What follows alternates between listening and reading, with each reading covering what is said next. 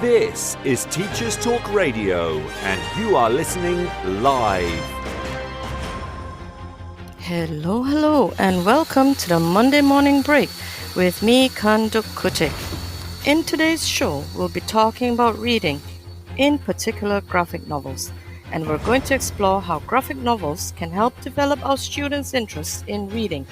Do stay with us.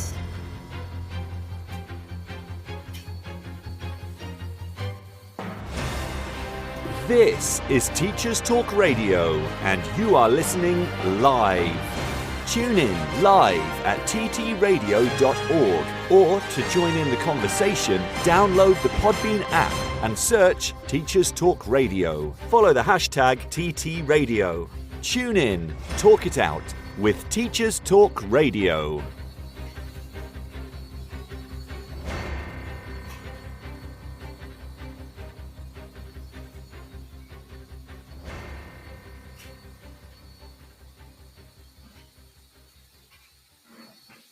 And hello there, everybody.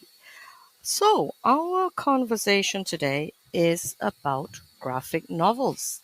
And my guest today is Laura McWilliams, an EFL teacher with lots of experience working with teens and young learners. And Laura has also done quite a lot of work on graphic novels. So she is really the best person to have this conversation with today. And while Laura is trying to join us here online, I'd like to talk to you about graphic novels. What's been your experience with graphic novels? Do you have any that you enjoy reading? What do you think about when somebody says, "Hey, we're we're reading graphic novels today"? Hi, Lakshmi from Bangalore, India. If you want, you can join us in the text, in the chat. Do you, if you're a teacher, do you read graphic novels with your learners? What's the first thing that comes to mind?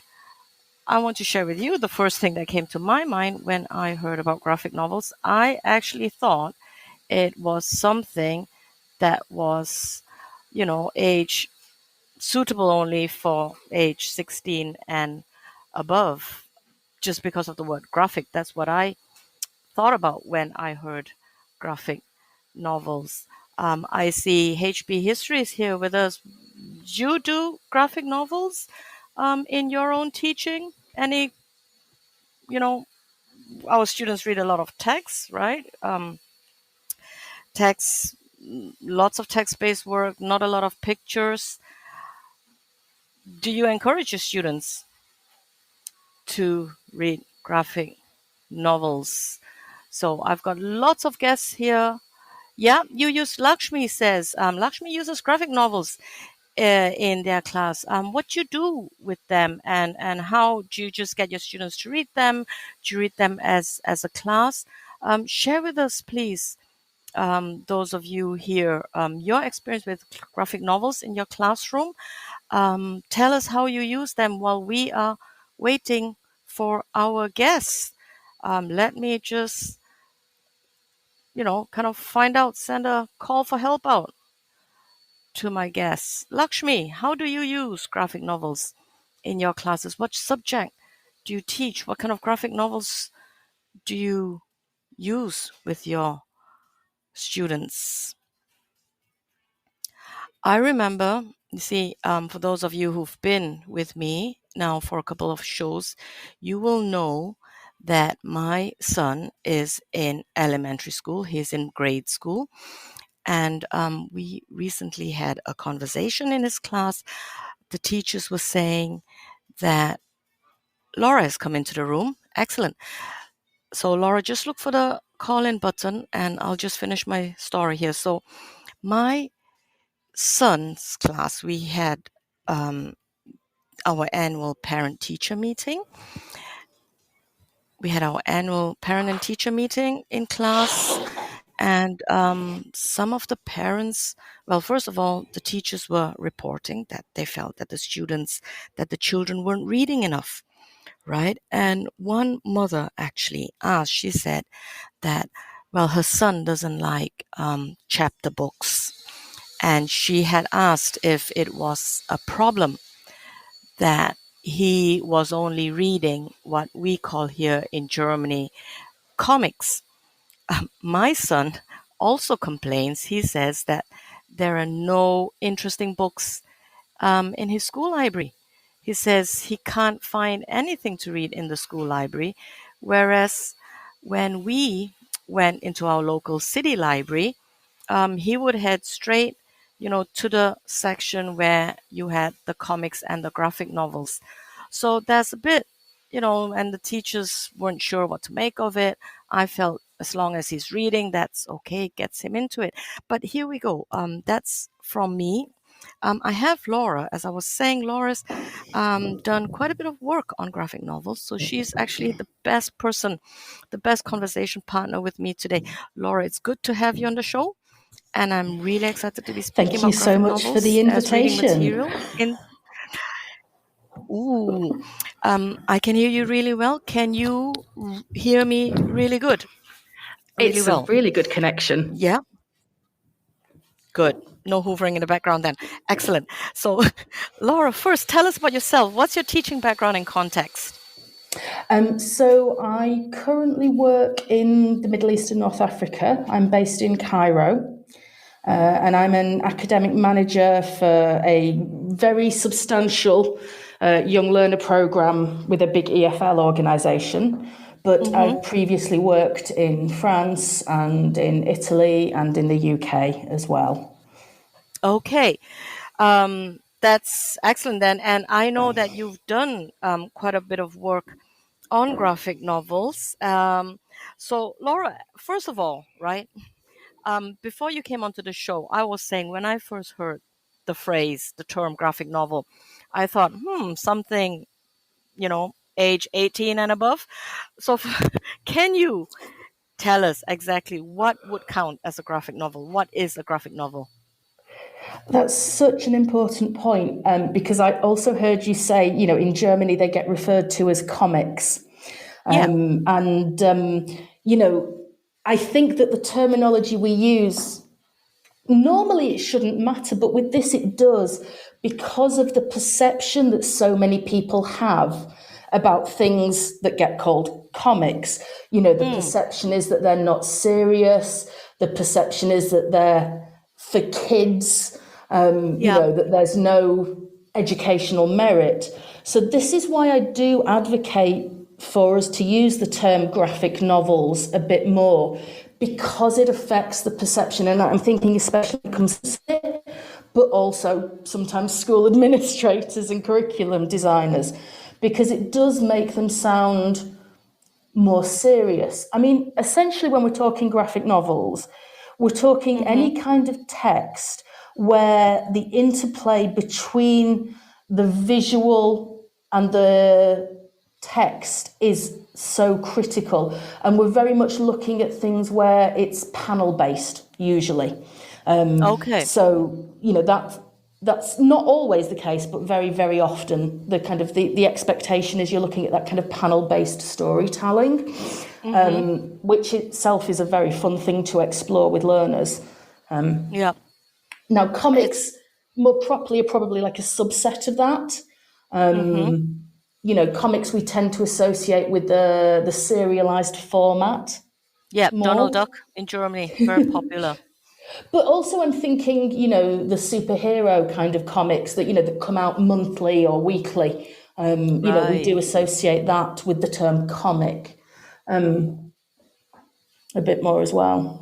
Yeah, that's really, really helpful, what you've just said there. And we've got a guest who's just shared, someone from Birmingham, Gaurav from Birmingham says the term graphic novel, if I've interpreted your comment correctly, Gaurav says it most definitely has educational merit, graphic novels. It's quite interesting. What I find interesting personally is my son. He gets very perturbed because he knows the distinction between comic and graphic novels. And he always says to me when we go into the library and he borrows a book, right? He gets out a graphic novel, and they have on the book spine, what category it belongs to, like fiction, non-fiction. And for the graphic novels that he's taken out, on the spine it says comic, and he just says, "Mommy, but that's not a comic." So he knows, the distinction between the two. I have a question for you. It's something I've wondered. Is a graphic novel, or would a graphic novel always be um, adapted from a chapter book, No, from a novel? no.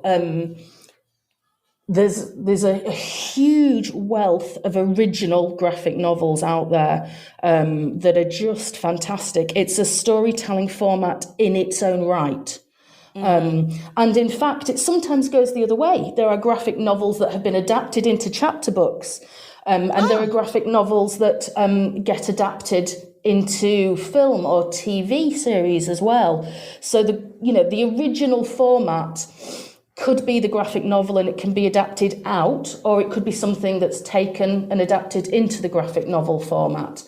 And I think this versatility is one of the things that we should be looking at adapting in our classrooms, because when you have the same story in a variety of formats, the exploration of that in the classroom can be so much fun with your learners in and of itself. And then, of course, you also have the fact that, the different formats can act as scaffolding. So if you're looking at a more challenging text linguistically, so if you're looking at Animal Farm, for example, which is a very challenging text in the original English for an EFL class, having the graphic novel version with the additional scaffolding that provides can make it much more accessible for learners.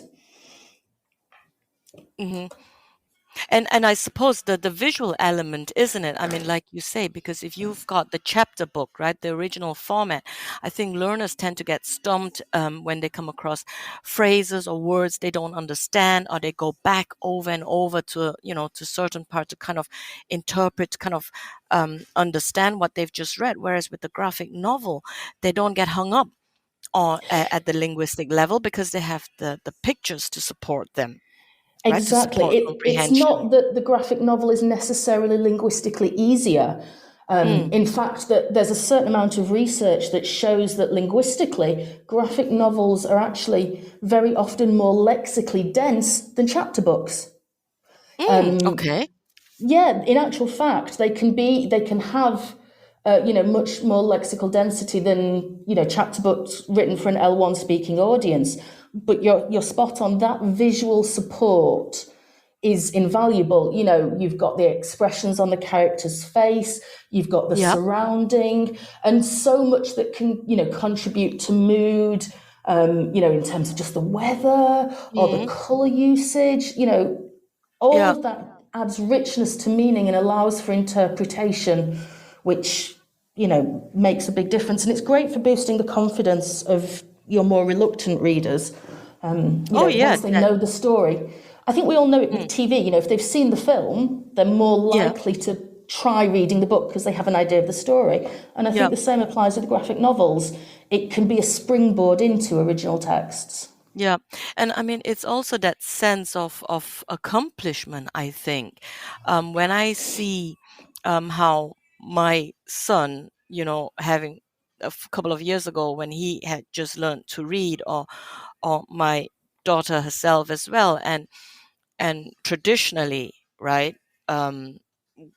your generation, my generation, we grew up, we read ladybird books, and then we move on to those easy Enid Blyton chapter books, and then you go on to more complex things. And here I did the same with my children. I read with them, and then we went to ladybirds, and then I tried to find some Enid Blytons for them, but they were just put off. It was just for them. It was like my daughter would go into the library, open a book, look at it and go, "Oh no, too many words," and she'd close it and put it back on the shelf, right? But they would savagely go through graphic novels. They'd read so quickly and so many. She read all the Artemis Fowls graphic novels. My daughter did, and I think it gives them a sense of accomplishment. You know, It does. It's confidence boosting. It's like I've read a full book. I mean, we call them a novel. They don't always have to be fiction, but the sense of having read a complete work and managed the whole thing, that's yeah, absolutely invaluable. And isn't it strange when you think about it that the natural progression that we were thinking of is, you do the picture books and then you do the chapter books. But what yeah, makes picture books so enticing for children is that visual element. And when you think about many classic children's chapter books, mm-hmm, think about Winnie the Pooh. Think yeah, about the Roald Dahl books, especially Matilda, for example. Think mm, about Alice in Wonderland. I know for a fact that the picture in your head is the very famous illustrations that go with those books. yeah. They're memorable. They're Yeah, memorable and they are part of the appeal of those books.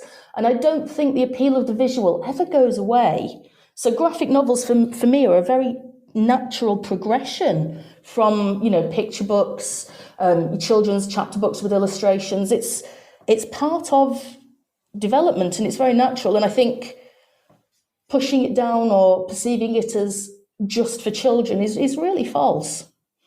yeah.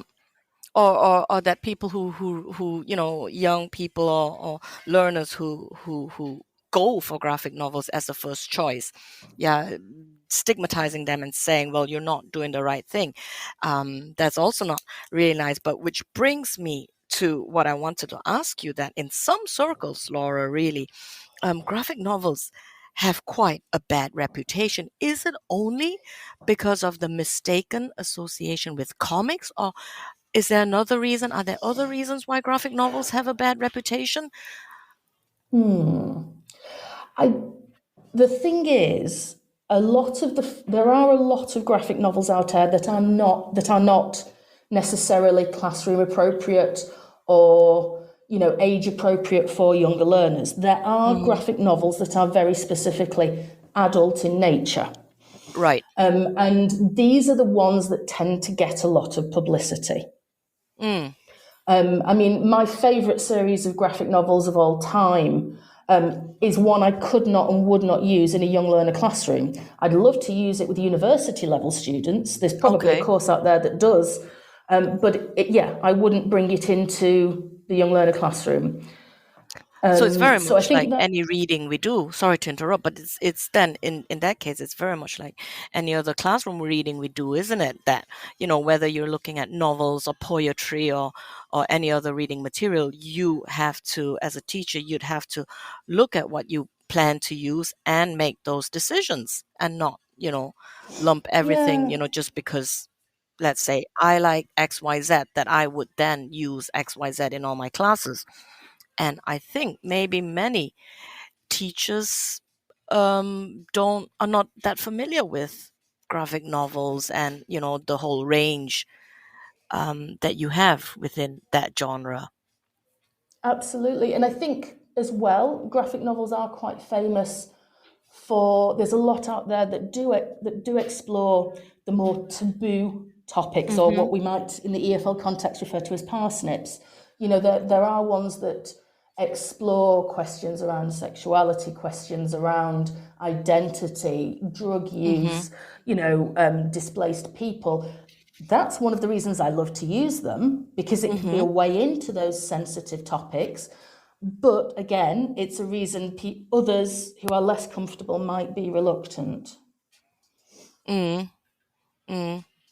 I I have seen here in Germany, I mean, they're hard to get, English language ones in general, because if you do a search on Amazon.de, which is our platform. Sorry, didn't mean um to put in content like that. But if you do an online search, or even if I go to a local bookshop and I look for graphic novels, I get most of the time, again, comics, or they're in German, either mainly translated works. Um, However, I find that there's a whole range. You've got fiction, right? You've got lots of fiction, graphic novels based on previous, chapter books and novels. And what I really, really like now also, and I think it's something that I wasn't aware of when I was younger or growing up, which is non-fiction graphic novels dealing with historical themes. And that just it's just wow. I'm just mind blown because there's so much more that you can then introduce. If you wanted to encourage your students to read in the EFL classroom or in the language arts classroom in general, you've got a whole range to choose from, and I'm sure you're Yeah. more familiar No, I with mean that. my favorite non-fiction one is probably it actually comes in several volumes, but it's March, and it's about the civil rights movement in America, and that's just fantastic, and it's a really great way into that topic. But there's so many biographies and autobiographies in graphic novel format now as well, which are brilliant. Yeah. Yeah, interesting that you mentioned that series. I had a student a couple of years ago who did as for his MA, for his MEd actually, his research project. He looked at reading in the secondary classroom, and because in Germany, when you learn English as your foreign language, your first foreign language in secondary school, you learn not just the language, but you learn aspects of culture, post-colonialism, the American dream and all that. And this student actually went in the classroom over a period of, I think, 3 months. And he had the students read from that series. And then he explored his research questions. I think he wanted to look at how much more reading they were doing. He looked at their attitudes towards reading and what information they retained from the reading. And he found that the retention of information about the topic was a lot greater, was a lot higher than in the parallel class that did not learn about, the American Civil Rights Movement through the use of graphic novels. So that's That really makes a lot interesting. of I'll sense. Yeah, it does make a lot of sense because it's almost, we know that multisensory input supports retention. We know this in our teaching, and I guess graphic novels are a form of multisensory input because you have the text and the images. It's both visual, but I do think that it does make sense to me that it would support retention. I mean, it's like you said earlier, right? With the examples from Winnie the Pooh and Alice in Wonderland, that what we remember of those stories are those really, those images that we had seen in those novels. We're going to take a short break to hear from our sponsors and to hear the news of the week. And when we get back, Laura, I'd like to talk with you about the skills students bring in and the skills they use when reading, when working with graphic novels, and then also to hear from you what teachers can do to, work with graphic novels in the classroom. But first, let's listen to our sponsors. This show is brought to you in partnership with John Catt Educational, publishing professional development books and resources to support great teaching and learning in schools around the world. Have you checked out their latest releases? Use the code JCTTR2324 for 20% off your order. Don't miss out. Visit johncattbookshop.com to explore their full range of titles and advance your own professional development today. Happy reading. Introducing Eton X from Eton College, a diverse range of quality online courses enabling young people to aspire and excel. Designed for self-study, these web-based courses empower your students with essential leadership, communication, and academic skills for success at school and beyond. Our Study Skills course sharpens their learning abilities, while the AI Fundamentals course equips them with vital digital know-how in a fast-changing world. Other popular courses include verbal communication, critical thinking, writing skills, resilience, creative problem solving, and many more. Offer the Eton X curriculum in your school for free. Visit etonx.com to find out more. This is Teachers Talk Radio, and this is Teachers Talk Radio News.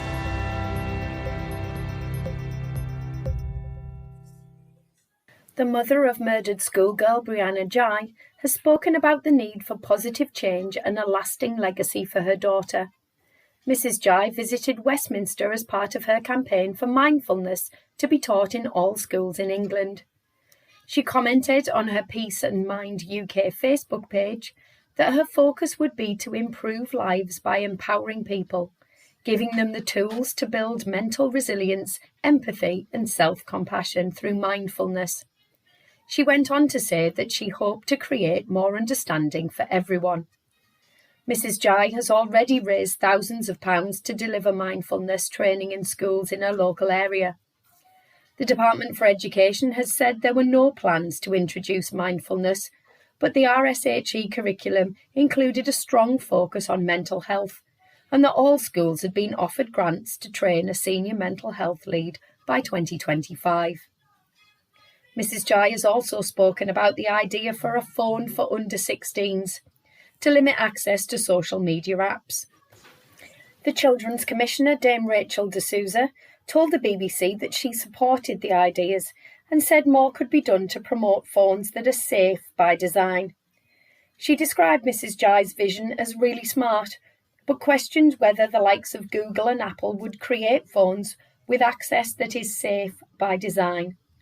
PM Rishi Sunak has stated that the new Online Safety Act is robust, but parents told the BBC how difficult it is to take away a smartphone from a child who already has one, whilst others described the pressure from social media as relentless.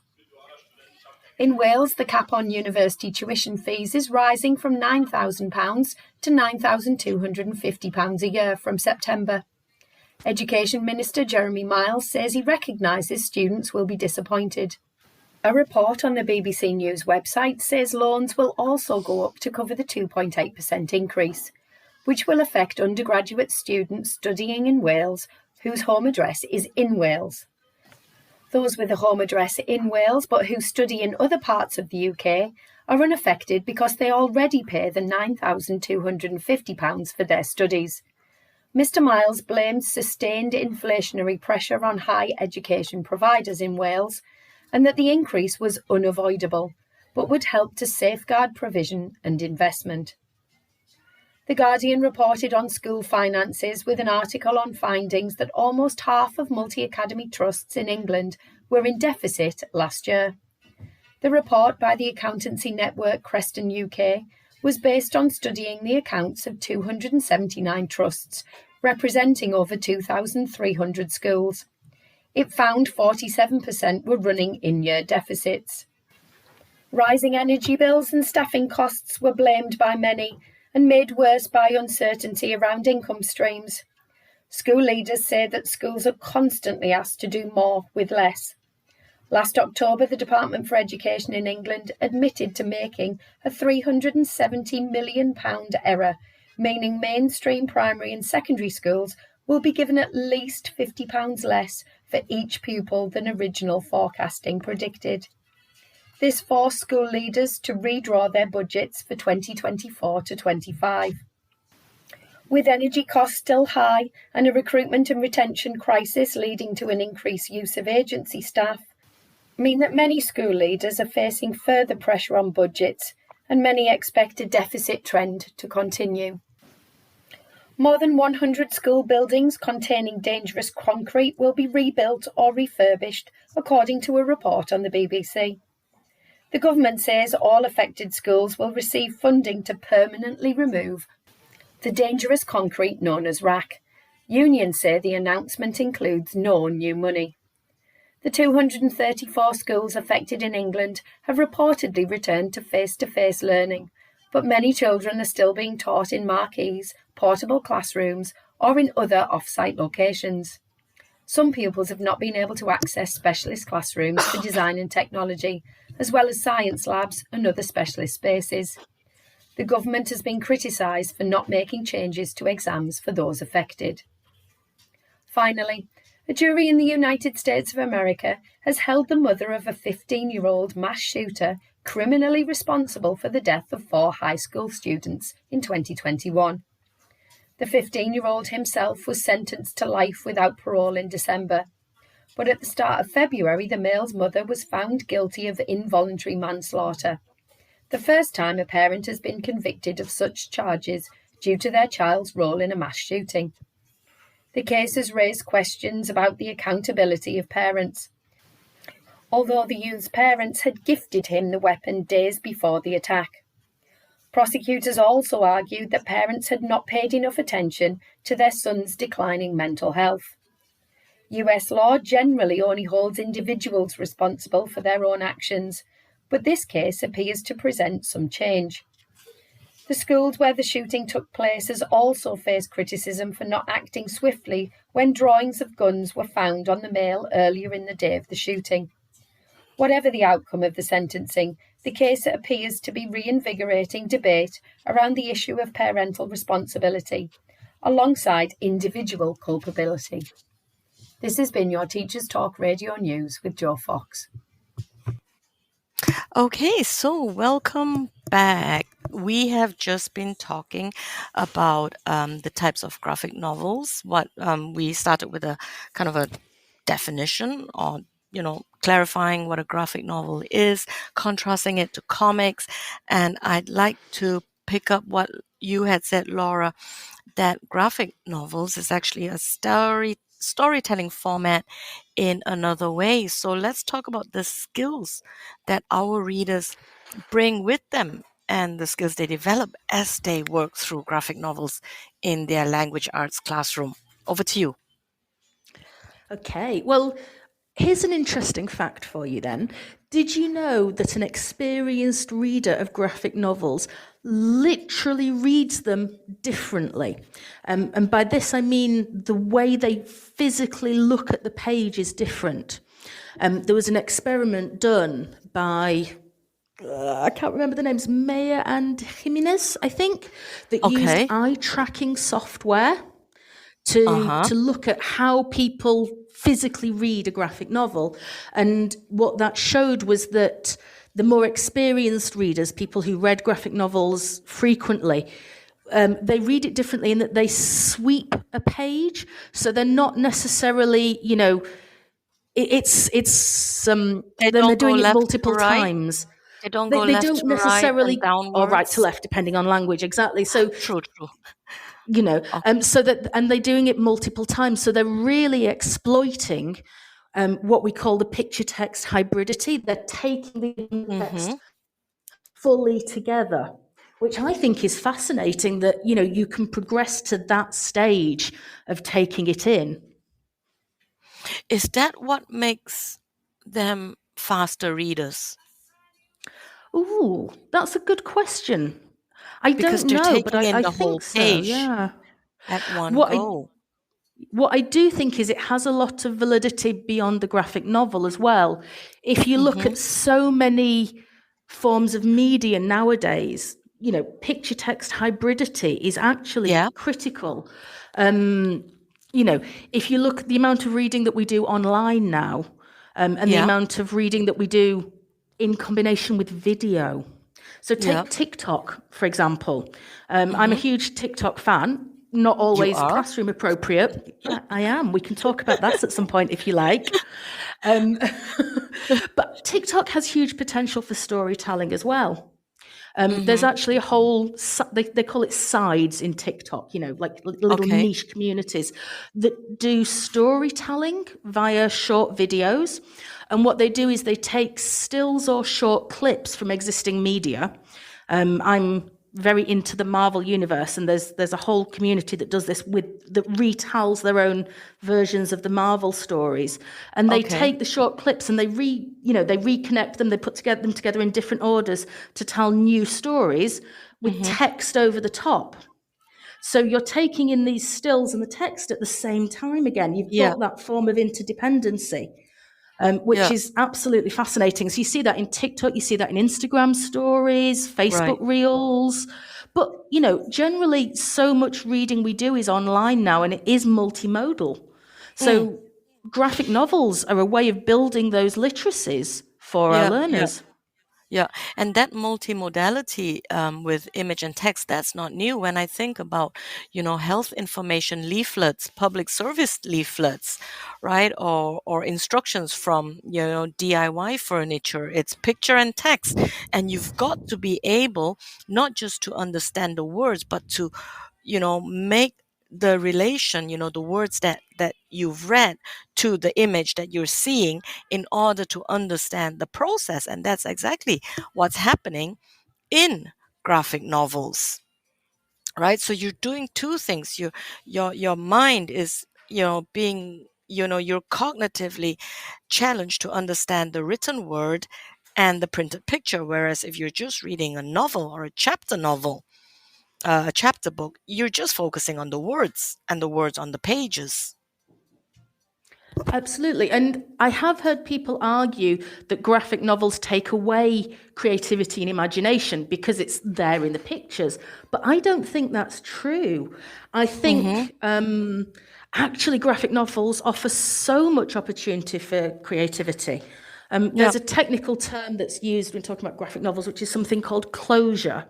And it's related to, the technical terminology doesn't really matter, but it's basically related to the idea that, in the graphic novel, the panel is still an incomplete picture. We're observing parts, but perceiving the whole story, what happens between the panels, the space called the gutter. We know that something happens. We see something happen in one still picture, one panel, and then something else in the next. And there is a transition, but that transition has to come from the reader. So there is still massive scope for creativity and imagination. You don't have the words in text, to fill that gap. And that actually reminds me, like what you were saying, it reminds me of the picture books that we read with very young children, right? You read the story of the Three Little Pigs, for example, and you go, oh, and his house blew down, and you show the child a picture, right? I remember showing the pictures to my kids and going, oh, and how do you think he felt, and what do you think happens next? Because it was, picture heavy and less text heavy, the interpretation, the understanding has to come from the reader themselves, from the audience. So that's quite a skill that our readers. All of those questions can be asked with graphic novels as well, just at a more sophisticated, more age-appropriate level. Graphic novels are really just grown-up picture books, you could say. Yeah. Got me stumped there now for a minute. Well, yeah, you also have graphic novels for adults, and we should be, as we've been saying, we really shouldn't, fob them off as childish little comics. What other skills do our readers bring in? What other skills do they develop when we do graphic novels with them? I think they bring in their own world knowledge. In order to fill in these gaps, they have to have activated their schemata. They have to bring in what they know of the world, what they know of how time works, how physics works. Think of a baseball game, and you'll see in one panel, you'll see the bat, and in the next, you'll see the ball soaring, and they're picturing the action. So that, they're drawing on all kinds of things to do that. And I think they're going to bring in their knowledge of emotions, their knowledge of body language, facial expressions, in order to do that interpretation. But it's a virtuous cycle. We can bring those skills and develop them further by exploring them in a very active way using the text. I think what it comes back to simply is that they're being pushed to fill in the gaps themselves, wherever the gap may be. Those similar questions that we ask our young children when we read picture books with them, right? Because that's not in the text. You don't have, for example, like you would have in a novel, and the ball flew in the air and the crowd cheered, and Tom sat there, his eyes were red, and he was in tears because he knew his team was going to lose. You don't have that in the graphic novel. You have that all just visualized as an image, and they have to put in, so what you have in a novel is you have the narration of the events, of the actions, of the situations, plus you have descriptions of all the non-dynamic events like feelings, opinions, and you don't have that in the graphic novel. So you fill in the blanks yourself. So the learner's pushed to fill in the blanks, and then in the language classroom, because they're pushed to fill in the blanks themselves in their head, then they're also encouraged to talk about it in the new language that they're learning. This is Teachers Talk Radio, and you are listening live. This show is brought to you in partnership with John Catt Educational, publishing professional development books and resources to support great teaching and learning in schools around the world. Have you checked out their latest releases? Use the code JCTTR2324 for 20% off your order. Don't miss out. Visit johncattbookshop.com to explore their full range of titles and advance your own professional development today. Happy reading. Introducing Eton X from Eton College, a diverse range of quality online courses enabling young people to aspire and excel. Designed for self-study, these web-based courses empower your students with essential leadership, communication, and academic skills for success at school and beyond. Our Study Skills course sharpens their learning abilities, while the AI Fundamentals course equips them with vital digital know-how in a fast-changing world. Other popular courses include verbal communication, critical thinking, writing skills, resilience, creative problem solving, and many more. Offer the Eton X curriculum in your school for free. Visit etonx.com to find out more. This is Teachers Talk Radio, and you are listening live. 21st century skills is a very broad topic, that's for sure, because there are a lot of them. I think, let's take citizenship, for example. Okay. There's a plethora of beautiful graphic novels out there focusing on displaced people, refugees.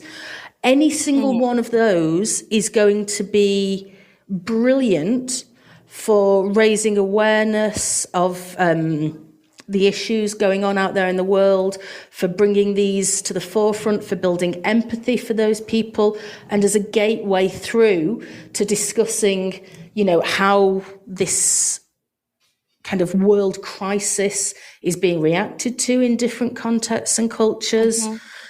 So I think any 21st century skill you want to look at, there's probably a graphic novel out there that has that theme. I mean, we've already seen there's graphic novels, to lots of themes in history. I know also there's graphic novels that deal with philosophical topics, famous people, right? Yeah, I mean, if you want biographies, there's some brilliant ones out there.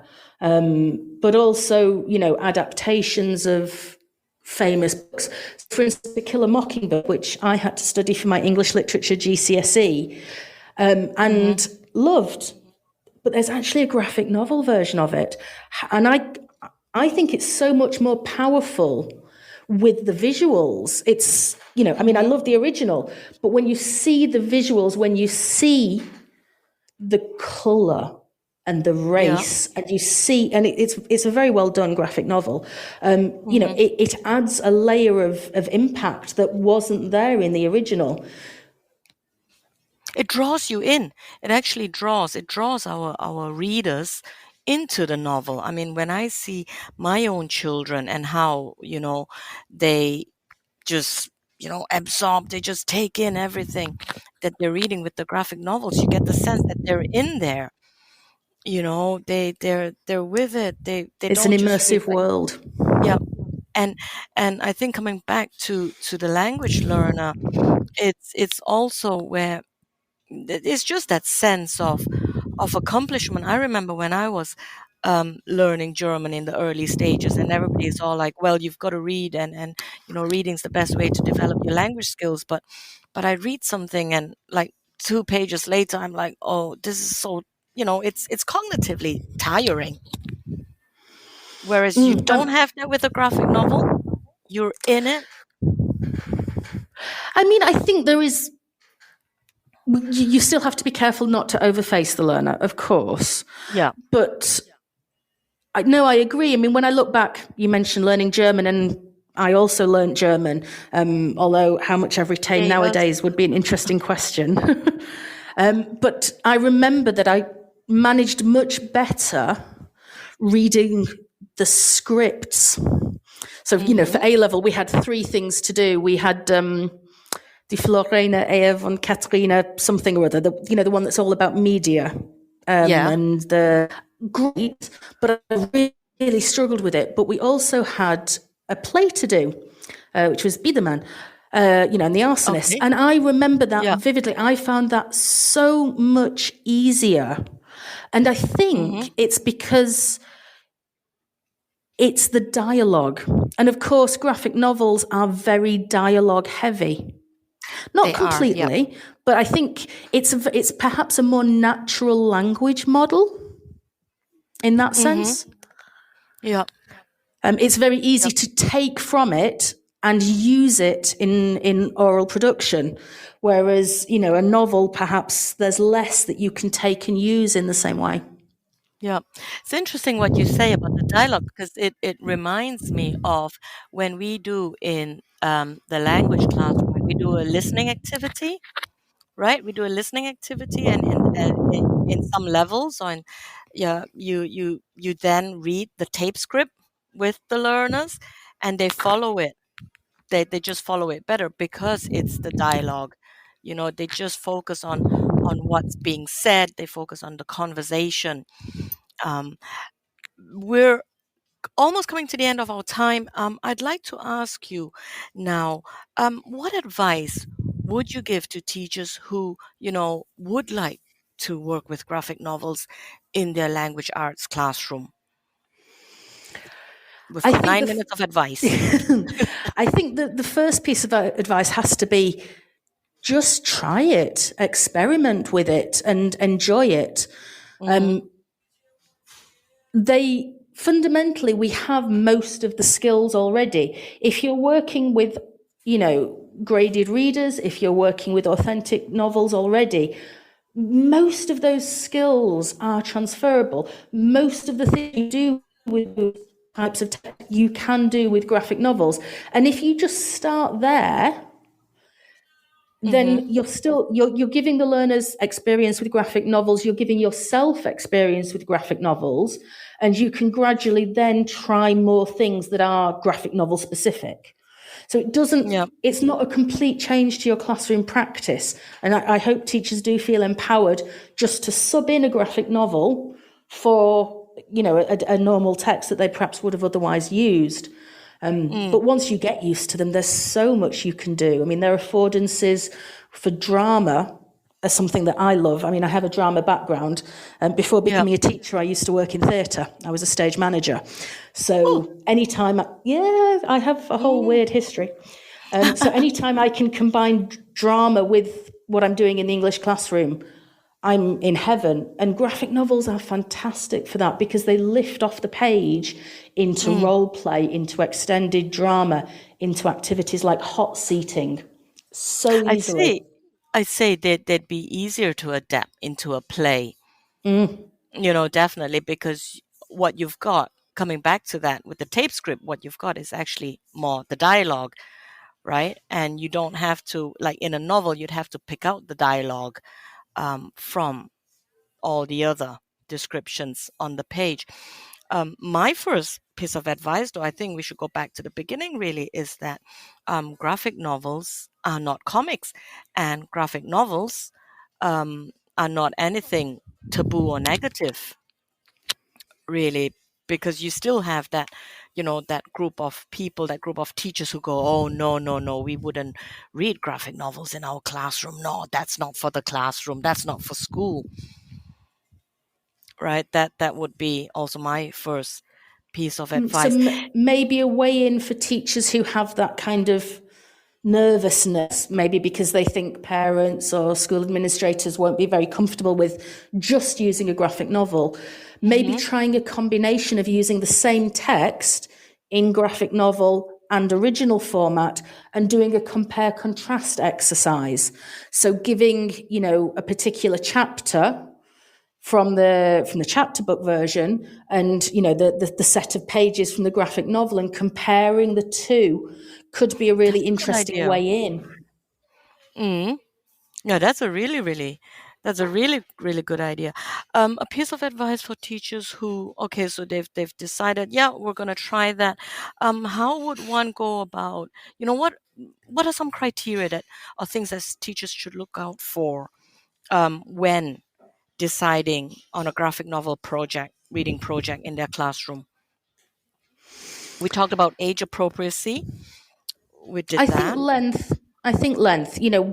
One of the reasons we want to use graphic novels, as you said earlier, is to build confidence. So we don't want to start off by being off-putting. And there are some graphic novels out there that are pretty chunky. So I would look at something that is a bit shorter. There are graphic novel short story collections. They could also be a great option.